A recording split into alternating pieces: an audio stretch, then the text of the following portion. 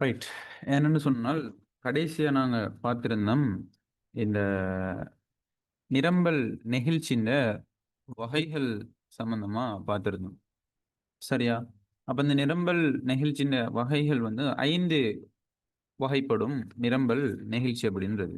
அப்ப விலைசார் நிரம்பல் நெகிழ்ச்சின்ற வகைகள நாங்க பார்க்க போனால், நெகிழ்வுள்ள நிரம்பல் நெகிழ்ச்சி, நெகிழ்வற்ற நிரம்பல் நெகிழ்ச்சி, அதே மாரி ஒருமை அல்லது அலகு நிரம்பல் நெகிழ்ச்சி, பூரண நெகிழ்வற்ற நிரம்பல் நிகழ்ச்சி, அதே மாரி பூரண நெகிழ்வுள்ள நிரம்பல் நிகழ்ச்சி. அப்ப நேத்து நடந்த கிளாஸ்ல வந்து நாங்க நேத்து நடந்த கிளாஸ்ல நாங்க இந்த ஆ நெகிழ்வுள்ள நிரம்பல் நிகழ்ச்சின்னா என்ன? அதுக்கான உதாரணம் சம்பந்தமா பார்த்துட்டு, அது சம்பந்தமா விரிவா பார்த்திருந்தோம். நெகிழ்வற்ற நிரம்பல் நெகிழ்ச்சி சம்பந்தமா பார்த்திருந்தோம். ஒருமை அல்லது அலகு நிரம்பல் நிகழ்ச்சி சம்பந்தமா பார்த்திருந்தோம். அப்ப இன்னையாண்ட கிளாஸ்ல வந்து பூரண நெகிழ்வற்ற நிரம்பல் நிகழ்ச்சியையும், பூரண நெகிழ்வுள்ள நிரம்பல் நிகழ்ச்சியையும் இந்த விலைசார் நிரம்பல் நிகழ்ச்சியின் வகைக்குள்ள பார்க்க வேண்டியிருக்குது. ரைட். அப்ப 4வது வகைதான் என்று சொன்னால், பூரண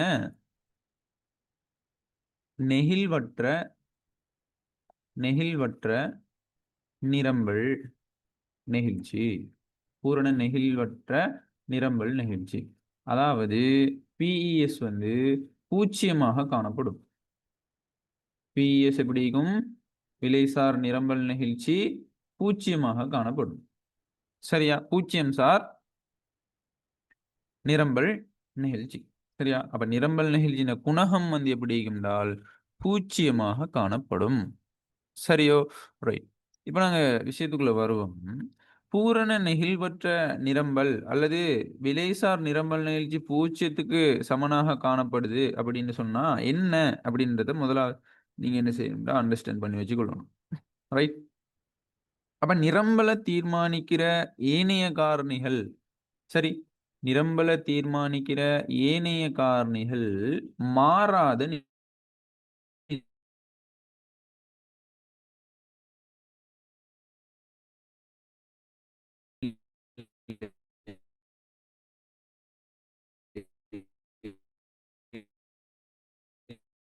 தீர்மானிக்கிற ஏனைய காரணி மாறாத நிலையில குறிப்பிட்ட பண்டத்தின் விலையில ஏற்படுகின்ற மாற்றத்தின் விளைவாக சரியா? விலையில ஏற்படுகின்ற மாற்றத்தின் விளைவாக அதன் நிரம்பல் தொகையில சரியா? நிரம்பல் கியூஎஸ்ல வந்து எந்த ஒரு மாற்றமுமே ஏற்படாது. மாற்றம் உண்டு இல்லங்க நினைக்கிறேன். விளைஞ்சு சொல்றது. அப்படி ஒரு ஒரு நிரம்பல தீர்மானிக்கிற இணைய காரணி மாறாத நிலையில குறிப்பிட்ட பண்டத்தின் விலையில ஏற்படுகின்ற மாற்றத்தின் விளைவாக விலை அதிகரிச்சாலோ, குறைஞ்சாலோ அதன நிரம்பல் தொகையில எந்தவித மாற்றமும் ஏற்படாது. விளைஞ்சா அப்படி ஏற்படாம இருந்துச்சுன்னு சொன்னா, அதத்தான் நாங்க என்ன சொல்றோம்னால், பூரண நெகிழ்வற்ற நிரம்பல் நெகிழ்ச்சி. பூரண நெகிழ்வற்ற நிரம்பல் நெகிழ்ச்சி. விளைஞ்ச சொல்றது விளைஞ்ச சொல்றது. அப்படி காணப்பட்ட டைம்ல நிரம்பல் நெகிழ்ச்சியின் குணகம் 0 காணப்படும். ஏன்னா, அந்த நிரம்பல் தொகையில எந்தவித மாற்றமும் அங்கனைக்கு ஏற்படல.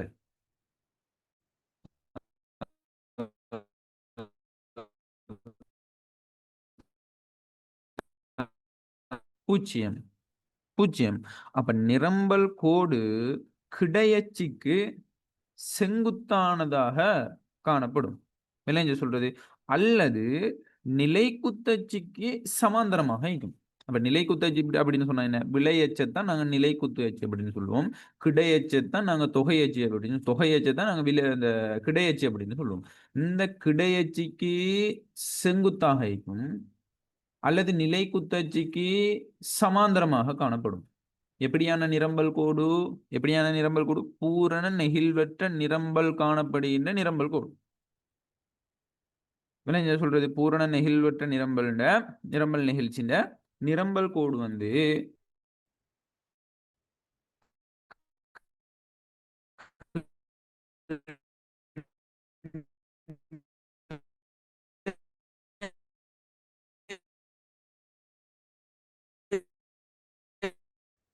புராதன தொல்பொருட்கள், விமான ஆசனங்கள் இத நாங்க அந்த பூரண நெகிழ்வற்ற நிரம்பல் நெகிழ்ச்சிக்கு உதாரணமா சொல்லிடலாம். நிலம், புராதன தொல்பொருட்கள், விமான ஆசனங்கள் அப்படின்னு சொல்லி இந்த இதுக்கான உதாரணங்கள எங்களுக்கு சொல்லக்கூடிய மாரி விளங்கி சொல்றது. அப்ப பூரண நெகிழ்வற்ற நிரம்பல் அப்படின்னு சொன்னா என்னன்றத விளங்கிக் கொள்ளணும். நிரம்பல தீர்மானிக்கிற ஏனைய காரணி மாறாத நிலையில, குறிப்பிட்ட பண்டத்தின் விலையில ஏற்படுகின்ற மாற்றத்தின் விளைவாக, அதன் நிரம்பல் தொகையில வந்து எந்த ஒரு மாற்றமுமே ஏற்படாது.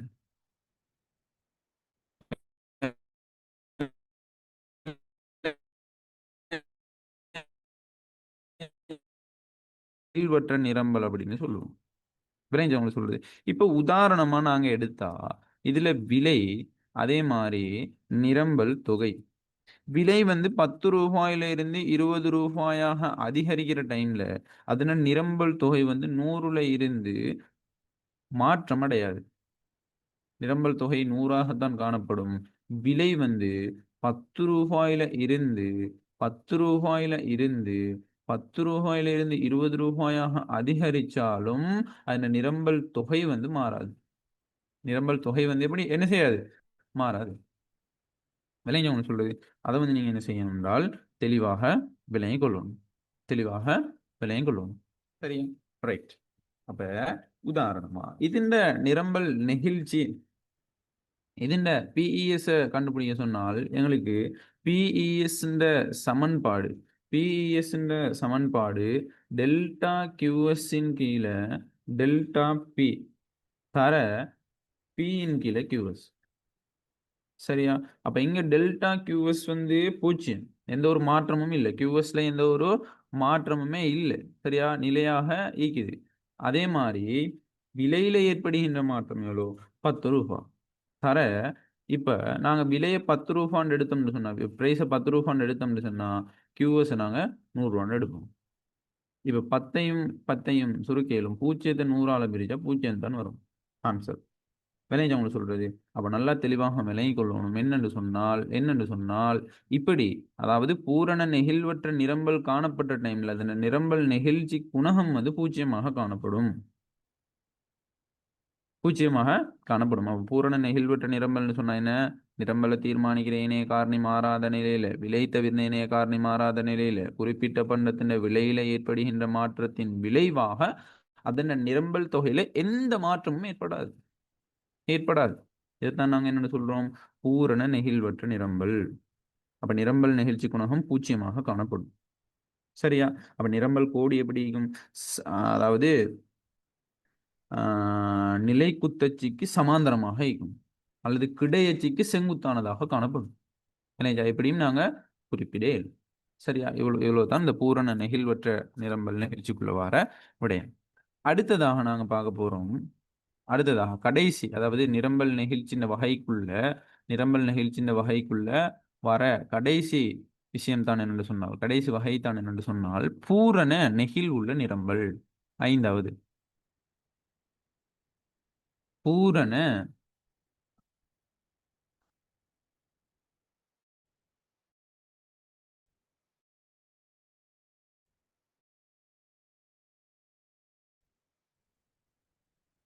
சரி. அவ பூரண நெகிழ்வுள்ள நிரம்பல் நெகிழ்ச்சி என்று சொன்னால், பிஇஎஸ் என்ற பெறுமதி எப்படி இருக்கும் என்று சொன்னால், முடிவிலியாக காணப்படும். முடிவிலியாக காணப்படும். சரியா? ரைட். இப்ப நாங்க முதலாவது விளங்கிக் கொள்ளணும் என்று சொன்னால், பூரண நெகிழ்வுள்ள நிரம்பல் நெகிழ்ச்சி அப்படின்னா என்னன்றத விளங்கிக் கொள்ளணும். பூரண நெகிழ்வுள்ளது அப்படின்னு சொன்னால், நிரம்பல தீர்மானிக்கிற ஏனைய காரணி எப்படி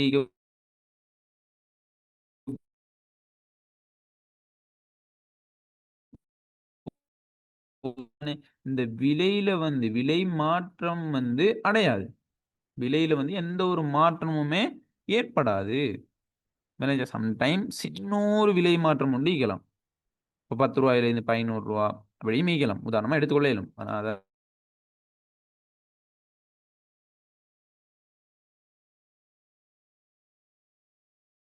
படாத போதிலும், அதிண்ட நிரம்பல் தொகை இருக்குதானே. சரியா? நிரம்பல் தொகையில வந்து பாரிய மாற்றம்.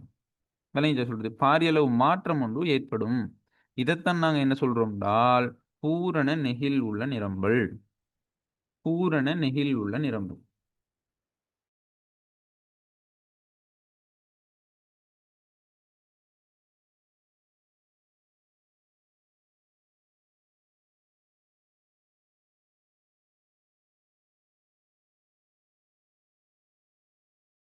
மாற்றம் ஒன்று ஏற்படும். விலை வந்து நிலையாக இருக்கும். விளங்கிட்டா? இதைத்தான் நாங்க என்ன சொல்றதுன்னு சொன்னால், பூரண நெகிழ் உள்ள நிரம்பல். பூரண நெகிழ் உள்ள நிரம்பல் அப்படின்னு சொல்லுவோம். இப்ப உதாரணமா, இதுல விலைன்னு எடுப்போம். இதுல நிரம்பல் தொகை.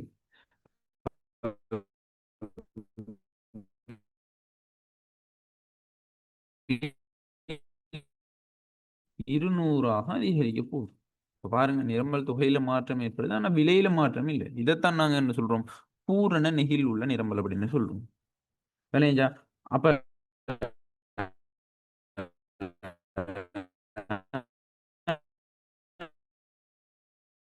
போது முடிவிலியாக காணப்பட போகுது.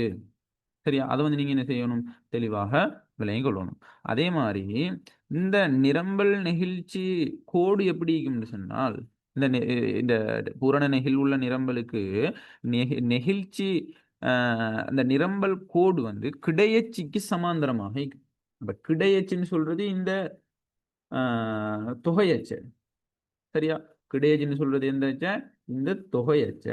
இந்த தொகையச்சுக்கு சமாந்தரமாக இருக்கும். அப்ப விலை ரூ. 10 இருந்துச்சுன்னு சொன்னா ரூ. 10 தானே இருக்கும். அப்ப அது நிரம்பல் தொகை வந்து என்ன நடக்க போகுது? 100ல இருந்து 200ஆக அதிகரிக்கும். இப்படித்தான் வந்து இந்த இந்த இந்த கோடத்தான் நாங்க என்ன சொல்றோம்டா, கிடையச்சுக்கு சமாந்தரமாக இருக்கும். விளங்கிச்சா உங்களுக்கு சொல்றது? அத வந்து நீங்க என்ன செய்யணும்? தெளிவாக விளங்கிக் கொள்ளணும். இப்படித்தான் பூரண நெகிழ் உள்ள நிரம்பல் நெகிழ்ச்சியின் கோடு வந்து காணப்படும். சரியா? உதாரணத்தின் மூலமா உங்களுக்கு நான் போட்டிக்கிறேன். சரி, அந்த நெகிழ்ச்சி வந்து தரமான இறக்குமதி கொள்கை காணப்படும்போது, குறித்த ஒரு நாணய மாற்று வீதத்தின் கீழ கட்டில்லாமல் இறக்குமதி செய்யப்படும். என்ன இங்க சொல்றது? இறக்குமதி செய்யப்படும் இறக்குமதி பண்டங்களுக்கு காணப்படுது. அப்ப நல்லா விளங்கிக் கொள்ளணும். இந்த நெகிழ்ச்சி இந்த பூரண நெகிழ் உள்ள நிரம்பல் நெகிழ்ச்சி வந்து எந்த பண்டங்களுக்கு காணப்படும் அப்படின்றது. எந்த பண்டங்களுக்கு? இறக்குமதி செய்யப்பட்ட இறக்குமதி பண்டம். எப்படியான இறக்குமதி பண்டம் அப்படின்னு சொன்னா, தரமான இறக்குமதி கொள்கை காணப்படுற டைம்ல, குறித்த நாணய மாற்று வீதத்தின் கீழ கட்டில்லாமல் இறக்குமதி செய்யப்படுகின்ற இறக்குமதி பண்டங்களுக்கு தான் இந்த பூரண நெகிழ் உள்ள நிரம்பல் நிகழ்ச்சி காணப்படும். அதாவது விலை நிலையாக காணப்பட்ட சந்தர்ப்பத்திலையும், இதுல நிரம்பல் தொகை வந்து அதிகமாய் விளைஞ்சவங்க சொல்றது. இதைத்தான் நாங்க என்ன சொல்றோம்டா,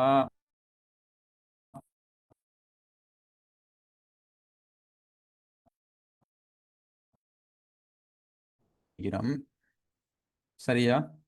டேபிள் போடுகிறோம். இப்ப உதாரணமா நாங்க இதுக்கு பிஎஸ் கண்டுபிடிக்க சொல்றோம். சரியா? விலைசார் நிரம்பல் நெகிழ்ச்சியை கண்டுபிடிக்க சொல்றாங்க. அப்ப பிஇஎஸ் எங்கட பிஇஎஸ் கண்டுபிடிக்கிறதுக்கான சமன்பாடு என்ன? பிஇஎஸ் சமன் டெல்டா கியூஎஸ் இன் கீழ டெல்டா பி தர பி இன் கீழ கியூஎஸ் பி இன் கீழ கியூஎஸ். இப்ப டெல்டா கியூஎஸ் வந்து இங்க, அதாவது நிரம்பல் தொகை மாற்றம் வந்து இங்க எவ்வளோ? 100. சரி. அதே மாரி விலை மாற்றம் இல்ல. 0. தர விலைய நாங்க ரூ. 10 எடுத்தோம்னு சொன்னா, இங்க நிரம்பல் தொகை 100. அப்ப 100யும் 100யும் வெட்டினா, சைஃபரால 10 பிரிச்சா வந்து முடிவிலின்னு தான் வரும். விளங்குச்சா உங்களுக்கு சொல்றது? அத வந்து நீங்க என்ன செய்யணும்? தெளிவாக விளங்கிக் கொள்ளணும். அப்ப பூரண நெகிழ் உள்ள நிரம்பல் அப்படின்னு சொன்னா என்னன்றத தெளிவா விளங்கிக் கொள்ளணும். ரைட். இப்ப இன்னும் ஒருக்கா சொல்றேன் கேட்டுக்கோங்க. பூரண நெகிழ் உள்ள நிரம்பல் காணப்பட்டுச்சுன்னு சொன்னால், பூரண நெகிழ் உள்ள நிரம்பல் நெகிழ்ச்சி குணகம் எப்படி இருக்கும்னு சொன்னால், முடிவிலியாக காணப்படும். முடிவிலியாக காணப்படும். அப்ப நிரம்பலை தீர்மானிக்கிற ஏனைய காரணிகள் மாறாத நிலையில குறிப்பிட்ட பண்டத்தின் விலையில எந்த ஒரு மாற்றமும் ஏற்படாத போதிலும், அதன் நிரம்பல் தொகையில பாரிய மாற்றம் ஏற்படுவதை தான் நாங்க என்ன சொல்றோம் என்றால், பூரண நெகிழ் உள்ள நெகிழ்ச்சி. சரியா? பூரண நெகிழ் உள்ள நிரம்பல் நெகிழ்ச்சி அப்படின்னு சொல்றோம். பூரண நெகிழ் உள்ள நிரம்பல் நிகழ்ச்சி அப்படின்னு சொல்றோம். விளங்கிட்டா? அப்ப நிரம்பல் நிகழ்ச்சி குணகம் எப்படி இருக்கும்? குணகத்தின் பெருமதி முடிவிலியாக காணப்படும். அப்ப நிரம்பல் கோடு எவ்வாறு காணப்படும்? கிடையச்சிக்கு சமாந்தரமாக காணப்படும். அதுக்கான உதாரணம் டேபிள், அட்டவணை, அது அந்த பிஎஸ் எப்படி கண்டுபிடிக்கிறது, எல்லா விஷயமும் வந்து இதுல சொல்லிக்கிறது. சரி. இப்ப இவ்வளவுதான் வந்து இந்த நிரம்பல் நிகழ்ச்சி வகை. சரி. அடுத்ததாக நாங்க பார்க்க போறோம் என்னன்னு சொன்னால், இந்த நிரம்பல் நெகிழ்ச்சிய தீர்மானிக்கிற காரணிகள் அப்படின்னு சொல்லி 5 காரணிகளையும் அந்த 5 காரணிகளையும் நாங்க கொஞ்சம் விரிவா பார்க்க வேண்டியது. ரைட். நிரம்பல் நிரம்பல் நெகிழ்ச்சியை தீர்மானிக்கிற காரணிகள்.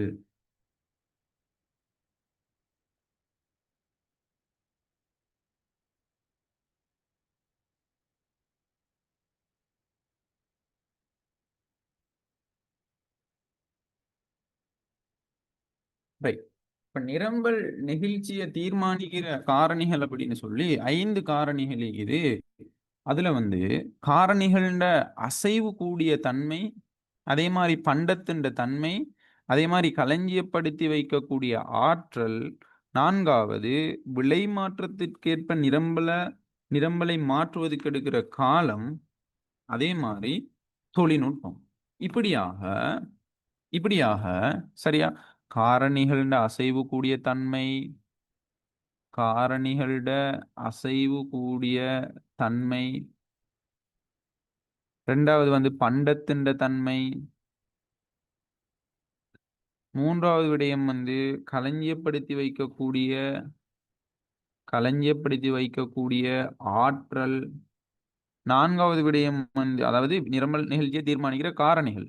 4வது காரணி வந்து விலை மாற்றத்திற்கு ஏற்ப நிரம்பல மாற்றுவதற்கு எடுக்கிற காலம். இப்படியாக அடுத்தது வந்து 5வது விடயம் உண்டு இருக்குது. அதாவது நிரம்பல் நிகழ்ச்சியை தீர்மானிக்கிற காரணிகள் 5வது காரணி தொழில்நுட்பம். அப்ப இப்படியாக அந்த நிரம்பல் நெகிழ்ச்சியை தீர்மானிக்கிற காரணிகள் அப்படின்னு சொல்லி 5 காரணிகள் இது. காரணிகளோட அசைவுக்கூடிய தன்மை, பண்டத்தின் தன்மை, களஞ்சியப்படுத்தி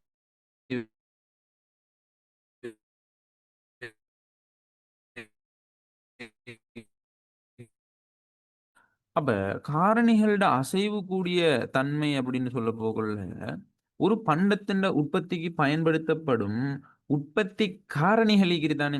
நிலம், உழைப்பு, மூலதனம், முயற்சியாண்மை அப்படின்ற நாங்க உற்பத்தி காரணிகள் பார்த்திருந்தோம் தானே. அப்ப இப்படியான அந்த ஒரு பண்டத்தின் உற்பத்திக்கு பயன்படுத்தப்படுகின்ற உற்பத்தி காரணிகளை இன்னொரு பண்டத்தின் உற்பத்திக்கு இலகுவாகவும் விரைவாகவும் மாற்றக்கூடியதாக இருந்துச்சுன்னு சொன்னார். சரியா, இலகுவாகவும் விரைவாகவும் மாற்றக்கூடியதாக இருந்துச்சுன்னு சொன்னா அவற்றுக்கு வளங்கள் நெகிழ்ச்சி கூடுதலாக நெகிழ்ச்சி எப்படி இருக்கும், அதிகமாக காணப்படும். அப்ப நெகிழ்ச்சியை தீர்மானிக்குது. எது தீர்மானிக்குது? காரணிகளோட அசைவு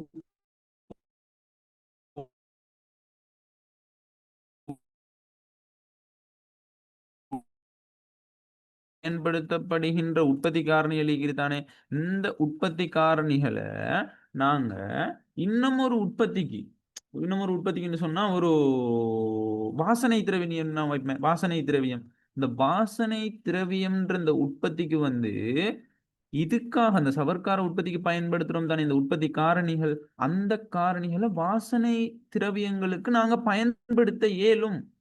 விளைஞ்ச சொல்றது விரைவாக மாற்ற இயலும், இலகுவாகவும் விரைவாகவும் மாற்ற இயலும். அப்படி இருந்துச்சுன்னு சொன்னா அந்த பலங்களுக்கு வந்து நெகிழ்ச்சி எப்படி இருக்கும்?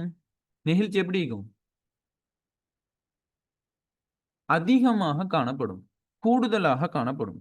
அப்படி மாற்ற முடியல. இப்போ உதாரணமா உற்பத்தி காரணிகளை வந்து இப்போ சவர்க்கார உற்பத்திக்கு பயன்படுத்துகின்ற உற்பத்தி காரணிகளை என்னது வாசனை திரவியங்களுக்கு இலகுவாகவும் விரைவாகவும் வந்து மாற்ற முடியாம இருந்துச்சுன்னு சொன்னால் அதை நாங்க அதுக்கான நிரம்பல் நெகிழ்ச்சி எப்படி இருக்கும்?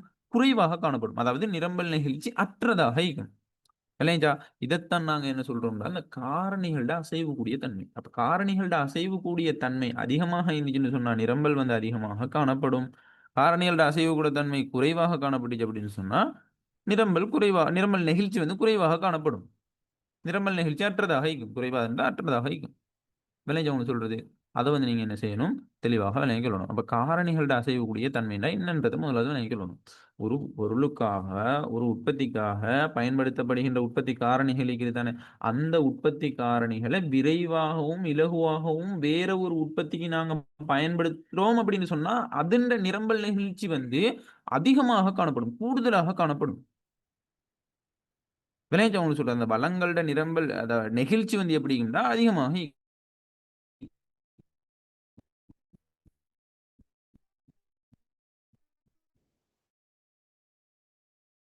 காரணி என்ன? காரணிகளோட அசைவு கூடிய தன்மை. அடுத்ததாக 2வது விஷயம் பண்டத்தின் தன்மை. பண்டத்தின் தன்மை. அப்ப பண்டத்தின் தன்மை அப்படின்னு சொல்லக்குள்ள ஒரு குறிப்பிட்ட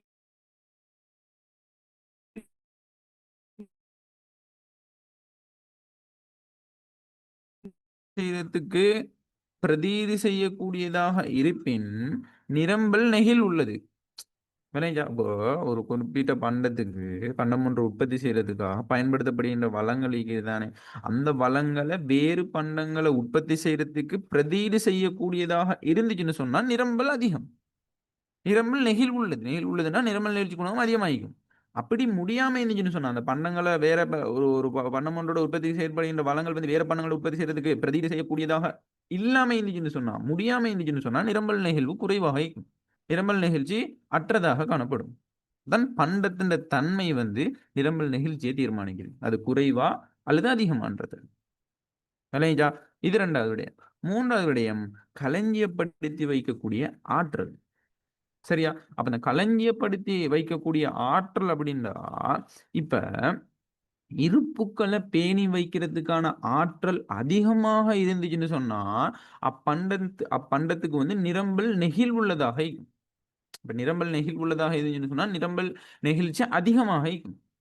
விளைஞ்சா அப்ப இருப்புக்களுக்கு வந்து இருப்புக்களை பேணுறதுக்கு கடினமான பண்டங்களுக்கு நிரம்பல் நெகிழ்வற்றதாக இருக்கும். நிரம்பல் குறைவாயிக்கும்.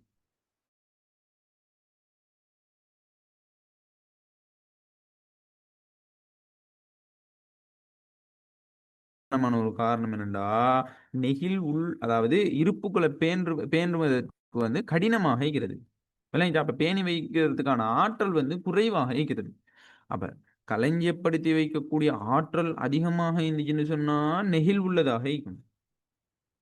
விளைஞ்சா உங்களுக்கு சொல்றது. அதே மாதிரி களஞ்சியப்படுத்தி வைக்கக்கூடிய ஆற்றல் குறைவாக இருந்துச்சுன்னு சொன்னா நெகிழ்வற்றதா இருக்கும். அப்ப களஞ்சியப்படுத்தி வைக்கக்கூடிய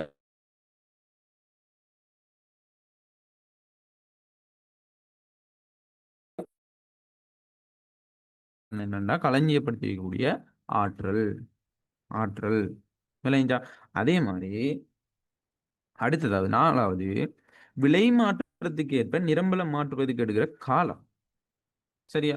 அப்ப விலை மாற்றத்துக்கு ஏற்ப நிரம்பல மாற்றுவதற்கு எடுக்கிற காலம் அப்படின்றது வந்து நிரம்பல் நெகிழ்ச்சியை தீர்மானிக்குது. எப்படி தீர்மானிக்குது என்றால், நீண்ட காலத்துல நிரம்பல் நெகிழ்ச்சி கூடுதலாக காணப்படும். சரியா? விலை மாற்றத்துக்கு ஏற்ப நிரம்பல மாற்றுவதற்கு எடுக்கிற காலம். இப்ப நீண்ட காலத்துல நிரம்பல் நெகிழ்ச்சி கூடுதலாக காணப்படும்.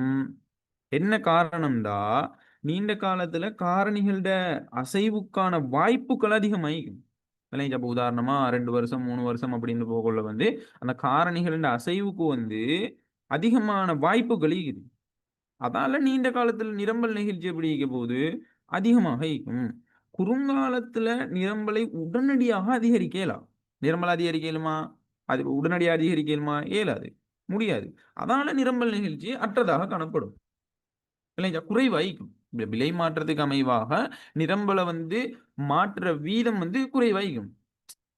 விளைஞ்சா இதான் நாங்க நிரம்பல் நிகழ்ச்சி அற்றது, நிரம்பல் நிகழ்ச்சி உள்ளது அப்படின்னு சொல்லுவோம்.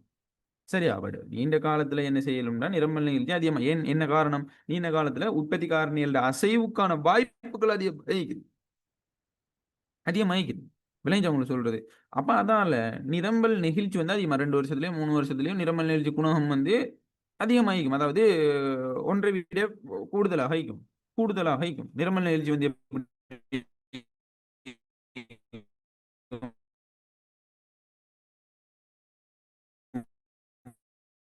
நெகிழ்ச்சி அதாவது என்ன காரணம்னு சொன்னால், அந்த குறுங்காலத்துல வந்து காரணிகளோட அசைவுக்கான வாய்ப்புகள் குறைவாகிறது. அதால நிரம்பல் நெகிழ்ச்சி வந்து அற்றதாக காணப்படும். நிரம்பல் நெகிழ்ச்சி அற்றதாக காணப்படும். சரியா? அப்ப நல்லா விளங்கிக்கணும். விலை மாற்றத்துக்கு ஏற்ப நிரம்பல மாற்றுவதற்கு எடுக்கிற காலம் அப்படின்றது என்ன செய்யுது? நிரம்பல் நெகிழ்ச்சி அற்றதா? அல்லது நிரம்பல் நெகிழ்ச்சி உள்ளதா? நிரம்பல் நெகிழ்ச்சி அதிகமா அல்லது குறைவா? அப்படின்றத தீர்மானிக்குது. அப்ப நிரம்பல் நிகழ்ச்சியை தீர்மானிக்கிற ஒரு காரணி இருக்கிற ஒரு காரணி தான் என்னன்னு சொன்னால், விலை மாற்றத்துக்கு ஏற்ப நிரம்பல மாற்றுவதற்கு எடுக்கிற காலம் அப்படின்றது. அதே மாரி தொழில்நுட்பம். தொழில்நுட்பம் அப்படின்றதுக்குள்ள அதுவும் நிரம்பல் நெகிழ்ச்சிய தீர்மானிக்கிற காரணியில இருக்கிற ஒரு காரணி. குறித்த ஒரு பண்டத்துல நவீன தொழில்நுட்பம் பயன்படுத்தின்னு சொன்னா நிரம்பல் நெகிழ்ச்சி உள்ளது. விளைஞ்ச சொல்றது. அப்ப விலை மாற்றத்துக்கு ஏற்ப அதிகமா விலை மாற்றத்தை விட அதன் நிரம்பல் தொகை மாற்றம் அதிகமாயிக்கும். அதிகமான உற்பத்திகளை செய்ய இயலும். விளைஞ்சா? அப்ப நிரம்பல் நெகிழ்ச்சி உள்ளதாக காணப்படும். மரபு ரீதியானன்னு சொன்னா பழைமை வாய்ந்த தொழில்நுட்பத்தை பயன்படுத்திச்சு அப்படின்னு சொன்னா நிரம்பல் நெகிழ்ச்சி அற்றதாக இருக்கும். நிரம்பல் நெகிழ்ச்சி குறைவானதாக காணப்படும். இல்லைங்க சொல்றது.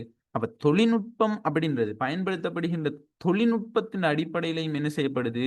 நிரம்பல் நெகிழ்ச்சி தீர்மானிக்கப்படுது. அப்ப நிரம்பல் நெகிழ்ச்சியை தீர்மானிக்கிற ஒரு காரணியில இருக்கிற ஆ காரணி தான் என்னன்னு சொன்னால் தொழில்நுட்பம் அப்படின்றது. அப்ப தொழில்நுட்பம் நவீன தொழில்நுட்பம் புதிய தொழில்நுட்பங்களை பயன்படுத்தினான் அப்படின்னு சொன்னால் நிரம்பல் நெகிழ்ச்சி அதிகமாக காணப்படும். நிரம்பல் நெகிழ்ச்சி உள்ளதாக இருக்கும். மரபு ரீதியான பழைமை வாய்ந்த பழைய தொழில்நுட்பங்களை பயன்படுத்தினான் அப்படின்னு சொன்னா நிரம்பல் நெகிழ்ச்சி அற்றதாக இருக்கும். அதிகமான உற்பத்தி அப்படியே தான் உற்பத்தி பழைய முறையில தான் உற்பத்தி இடம்பெற போகுது. உற்பத்தி அதிகரிக்கல. முன்னேற்றம் ஒன்று காண இயலாது. இல்லைங்க. அப்ப நிரம்பல் நெகிழ்ச்சி குறைவாக இருக்க போகுது. அப்ப விலை மாற்றத்தை விட அது நிரம்பல் தொகை மாற்றம் குறைவாயிக்கும். இதான் விஷயம் நினைக்கிறேன். அதை நீங்க என்ன செய்யணும்? தெளிவாக விலையும் கொள்ளணும். அடுத்ததாக அப்ப நாங்க 5 காரணிகள் பார்த்தோம். நிரம்பல் நெகிழ்ச்சியை தீர்மானிக்கிற காரணிகள் இருக்கிற 5 காரணி. அந்த 5 காரணியும் ஒருக்கா சொல்லுங்க எனக்கு.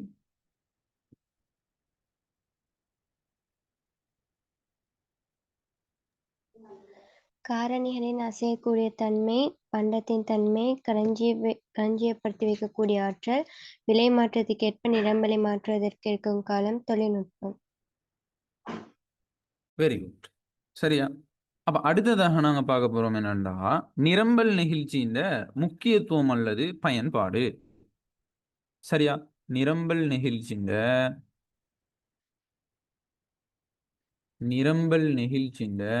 முக்கியத்துவம் அல்லது பயன்பாடு.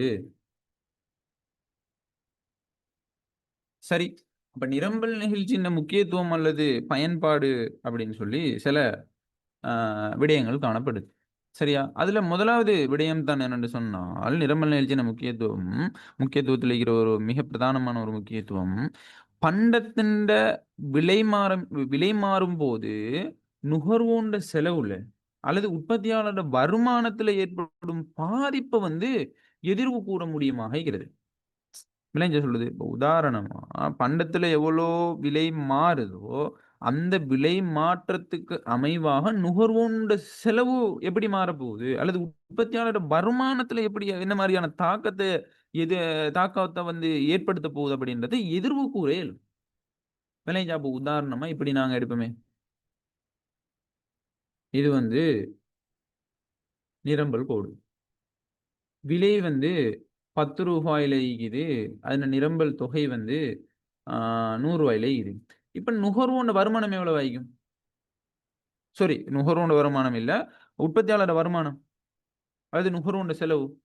10 தர 100 எவ்வளவு? 1000. 1000. அடுத்தது இப்ப விலை உதாரணமா நெகிழ் உள்ளத்தை நாங்க எடுப்போமே. இப்ப நெகிழ் உள்ளத்தை எடுத்தா என்ன குறிப்பிட்ட ஒரு சந்தர்ப்பத்துல ஒரு குறிப்பிட்ட ஒரு காலப்பகுதியில காலப்பகுதியில விலை தவிர்ந்த ஏனைய காரணிகள் நிரம்பல தீர்மானிக்கிற ஏனைய காரணிகள் எப்படிக்கும் நிலையாக காணப்படும் சந்தர்ப்பத்துல ஒரு குறிப்பிட்ட ஒரு பொருளோட விலை மாற்றத்தை விட அதன் நிரம்பல் தொகை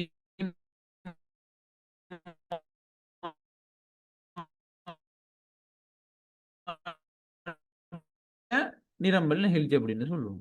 அப்ப நெகிழ் உள்ள நிரம்பல் நெகிழ்ச்சிக்கு விலை மாற்றத்தை விட அதன் நிரம்பல் தொகை மாற்றம் அதிகமாக இருக்கும். சரியா? அதிகமாக இருக்கும்.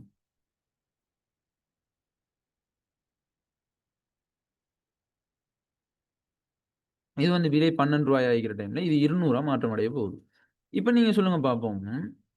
விலை 10 ரூபாய் ஆகிக்கிற டைம்ல நிரம்பல் தொகை 100. அப்ப நுகர்வோண்ட செலவு அல்லது உற்பத்தியாளர்ட வருமானம் எவ்வளோ இங்க?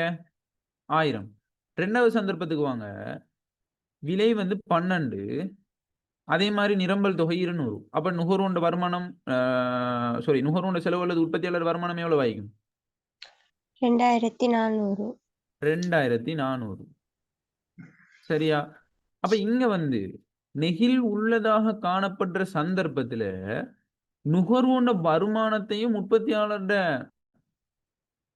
நுகர்வோண்ட செலவையும் உற்பத்தியாளர்ட வருமானத்தையும் நீங்க எதிர்வு கூற இயலுமா இயலாதா? இயலும். விளைஞ்சா ஒண்ணு சொல்றது. அப்ப நுகர்வோண்ட வருமானம் அதிகரிக்க போகுதா?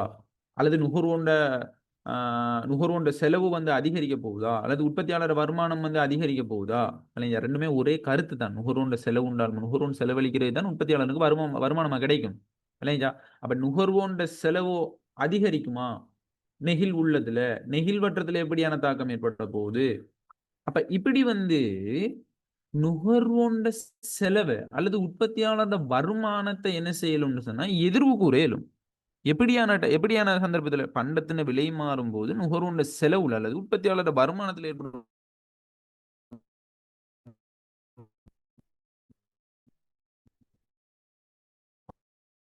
அப்ப இப்படி வந்து என்ன செய்யலும் என்றால் நுகர்வோண்ட நுகர்வோண்ட செலவுல அல்லது உற்பத்தியாளர் வருமானத்தில் ஏற்படும் பாதிப்பை என்ன செய்யலும் எதிர்வு கூற முடியுமாய்க்கும். இது வந்து நிரம்பல் நிகழ்ச்சியின் முக்கியத்துவம் அல்லது பயன்பாடுல இருக்கிற ஒரு பயன்பாடு. சரியா? அடுத்ததாக 2வது பயன்பாடு என்னன்னா, நமது உற்பத்திகளுக்கு வருமானத்தை உச்சப்படுத்துற வகையில விலைய தீர்மானிக்கக்கூடியதாக இருக்கிறது. விளங்கிச்சா? அப்ப உற்பத்திக்கு வருமானத்த உச்சப்படுத்துற வகையில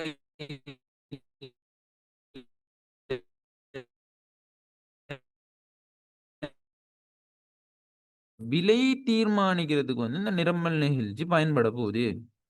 விளங்கிச்சா? அப்ப உற்பத்திகளுக்கு வருமானத்தை உச்சப்படுத்துற வகையில விலையை தீர்மானிக்க இயலும். இதுக்கு நிரம்பல் நிகழ்ச்சி வந்து என்ன செய்ய போகுது? முக்கியத்துவம் அடைய போகுது. சரியா?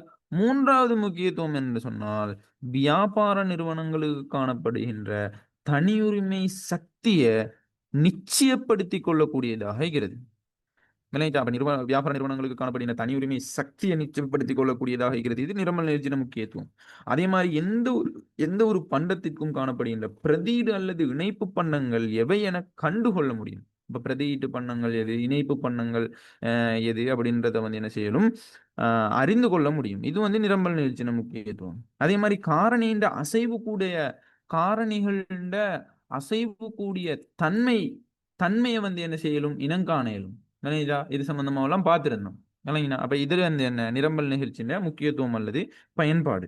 அதே மாரி கடைசி நிரம்பல் நிகழ்ச்சியின் முக்கியத்துவம் அல்லது பயன்பாடுல இருக்கிற கடைசி பயன்பாடு தான் என்றால் நுகர்வோர், உற்பத்தியாளர், பொருளாதார கொள்கை வளர்ப்போர் போன்ற பல்வேறு தீர்மானங்களை எடுக்கும் போது நிரம்பல் நிகழ்ச்சி தொடர்பாக அறிந்திருப்பது முக்கியம். அப்ப நிரம்பல் நிகழ்ச்சி தொடர்பாக அறிந்திருக்கணும் அப்படின்னு சொன்னா அவங்க வந்து அறிந்திருந்தால் தான் நுகர்வோர் உற்பத்தியாளர் பொருளாதார கொள்கையை வந்து வளர்ப்போர் அவங்க வந்து பல்வேறு தீர்மானங்களை எடுத்துக்கொள்றதுக்கு இந்த நிரம்பல் நிகழ்ச்சி தொடர்பாக அறிந்து வச்சிக்க வேண்டும். அப்ப நல்லா விளங்கிக் கொள்ளணும். நிரம்பல் நிகழ்ச்சியின் முக்கியத்துவம் அல்லது பயன்பாட்டில் இருக்கிற இந்த 6 பயன்பாடுகள் தான் என்ன? பண்டத்தின் விலை மாறும்போது நுகர்வோண்ட செலவுல அல்லது உற்பத்தியாளர் வருமானத்தில் ஏற்படும் பாதிப்பை வந்து எதிர்வு கூற முடியமாக இருக்கிறது. அதே மாதிரி அவங்களோட உற்பத்திகளுக்கு வருமானத்தை உச்சப்படுத்துற வகையில விலையை தீர்மானிக்கக்கூடியதாக இருக்கிறது. அதே மாதிரி வந்து வியாபார நிறுவனங்களுக்கு காணப்படுகின்ற தனியுரிமை சக்தியை வந்து நிச்சயப்படுத்திக் கொள்ளக்கூடியதாக இருக்கிறது. அதே மாதிரி எந்த ஒரு பண்டத்துக்கும் காணப்படுகின்ற பிரதியீட்டு பண்டம், இணைப்பு பண்டங்களை வந்து எந்த பிரதியீட்டு பண்டம் எது, இணைப்பு பண்டம் எது என்று சொல்லி போட்டு அறிந்து கொள்ளக்கூடியமாக இருக்கிறது. இதெல்லாம் வந்து நிரம்பல் நிகழ்ச்சியின் முக்கியத்துவம். சரியா? அதே மாதிரி காரணியிட அசைவுக்கூடிய தன்மையை காணக்கூடிய மாதிரி இருக்கிறது. அதே மாதிரி கடைசி விஷயம் தான் என்று சொன்னால் நிரம்பல் நிகழ்ச்சியின் முக்கியத்துவம் அல்லது பயன்பாட்டில் இருக்கிற கடைசி முக்கியத்துவம். இந்த நுகர்வோர், உற்பத்தியாளர், பொருளாதார கொள்கைகள வளர்ப்போர் போன்றோர் வந்து பல்வேறு தீர்மானங்களை எடுக்கிற டைம்ல நிரம்பல் நிகழ்ச்சி தொடர்பாக வந்து அறிந்திருப்பது முக்கியம். சரியா? இவ்வளவுதான் இந்த நிரம்பல் நிகழ்ச்சியின் முக்கியத்துவம் அல்லது பயன்பாட்டுக்குள்ள வார விடயம். சரியா? இவ்வளவுதான் வந்து இந்த 2.9க்குள்ள இருக்கிற விடயங்கள். 2.9க்குள்ள வந்து 3 கிளாஸஸ் வந்து நடந்து முடிஞ்சிக்குது. ஏன்டா பெரிய ஒரு அந்த தேர்ச்சி மட்டம், நெறைய கேள்விகள் வார தேர்ச்சி மட்டம். அதால 3 கிளாஸஸ் வந்து செஞ்சிக்குது. அடுத்த கிளாஸ்ல நாங்க 2.10 வந்து பார்ப்போம். இன்னும் 2.10, 2.11, 2.12 இந்த 3 தேர்ச்சி மட்டங்களும் தான் உங்களோட 2வது யூனிட்ல ஈக்குது. அத நாங்க எப்படியுமே இந்த மாசம் இந்த 3 நாள் ஈக்குது. இந்த 3 நாளைக்குள்ள நாங்க முடிக்க பார்ப்போம். நெறைய கிளாஸஸ் போடுவோம்.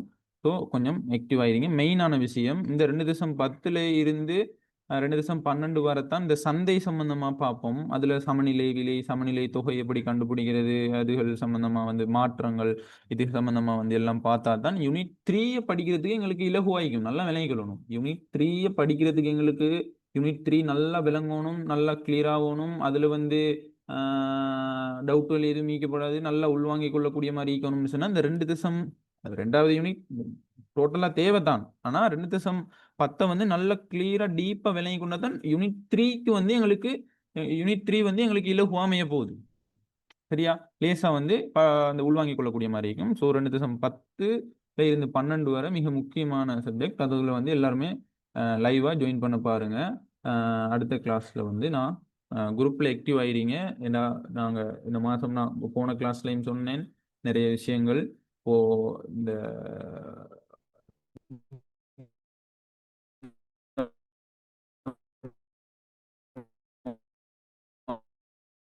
அப்ப நீங்க குரூப்ல ஆக்டிவ் ஆயிடுங்க. நாங்க தொடர்ச்சியா கிளாஸஸ் செய்வோம்.